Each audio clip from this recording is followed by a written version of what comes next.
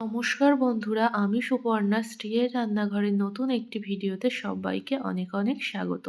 আজকে বেলে মাছের দারুণ একটি রেসিপি আপনাদের সাথে শেয়ার করব। প্রথমেই মাছগুলি ভালো করে মা কেটে ধুয়ে পরিষ্কার করে দেবে, তারপর আমি রান্নাটি শুরু করব।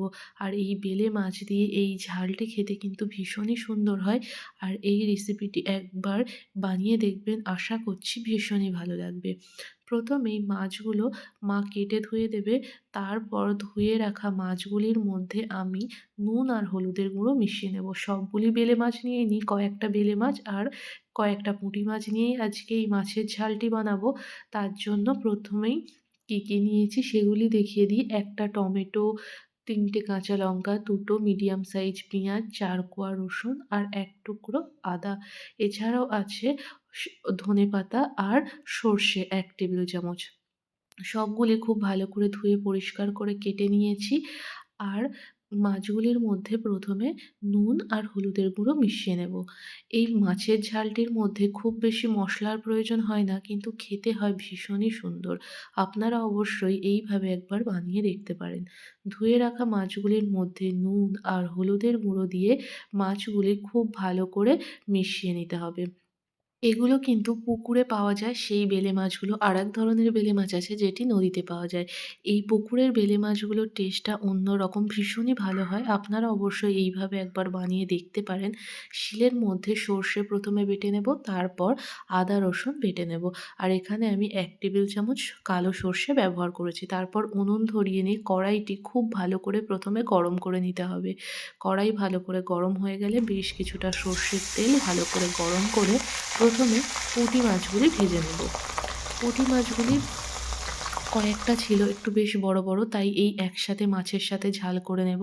আর এই পুঁটি মাছগুলি ভাজা খেতে ভীষণ ভালো লাগে গরম গরম ভাতের সাথে, কিন্তু আজকে এগুলি দিয়ে ঝাল বানাবো। পুঁটি মাছগুলো দেখুন একটু লাল করে, খুব বেশি লাল না, হালকা এইরকম লাল করে ভেজে তুলে নিয়েছি। তারপর ওই তেলের মধ্যেই নুন হলুদ মিশিয়ে রাখা বেলে মাছগুলি দিয়ে দেব। বেলে মাছগুলি যেহেতু একটু নরম হয়, তাই খুব বেশি নাড়াচাড়া না করে প্রথমে মাছগুলি দিয়ে বেশ কিছুটা সময় ধরে একটা পিঠটা ভেজে নিতে হবে। তারপর অন্য পিঠ উল্টে নিতে হবে। তা না হলে এই মাছগুলো একটু ভেঙে যেতে পারে। বেলে মাছগুলোও কিন্তু খুব বেশি লাল করে ভাজবো না।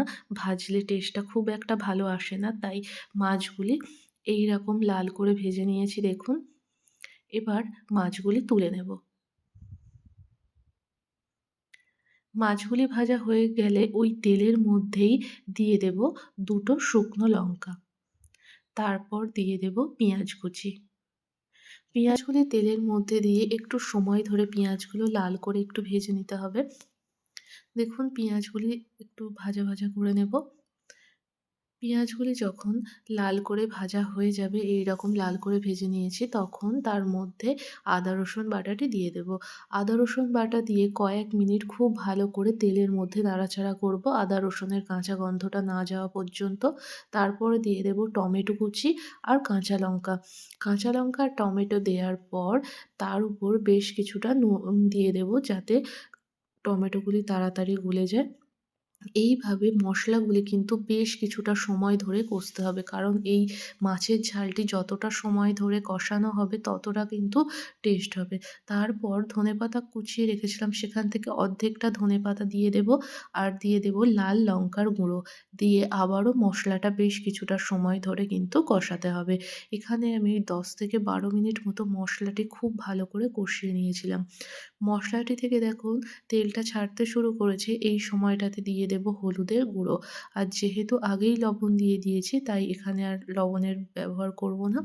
হলুদের গুঁড়ো দিয়ে মশলাটি আবারও কয়েক মিনিট ভালো করে কষিয়ে নেওয়ার পর সর্ষে বাটা দিয়ে দেব। সর্ষে বাটাটি দেওয়ার পর মশলাটি আর বেশি সময় ধরে কষাবো না। 1 মিনিট একটু নাড়াচাড়া করে নিয়ে ওই সর্ষে বাটার বাটির মধ্যেই 1 বাটি জল দিয়ে দেব। আর এই মাছের ঝালটি খুব বেশি ঝোল হবে না, একটু গা মাখা হবে। তাই এখানে খুব বেশি জলেরও ব্যবহার করব না। অল্প পরিমাণে ওই হাফ গ্লাস মতো জল ব্যবহার করেছি। ঝোলটি 5 মিনিট মতো ফুটিয়ে নেব। তারপর ভেজে রাখা মাছগুলি ঝোলের মধ্যে দিয়ে দেব। মাছগুলি ঝোলের মধ্যে দিয়ে আবারও 5 মিনিট এইভাবে ফুটিয়ে নেব। এই মাছের ঝালটি খেতে যেমন সুন্দর হয় কিন্তু খুব কম সময়ে কম মশলায় বানানোও হয়ে যায়।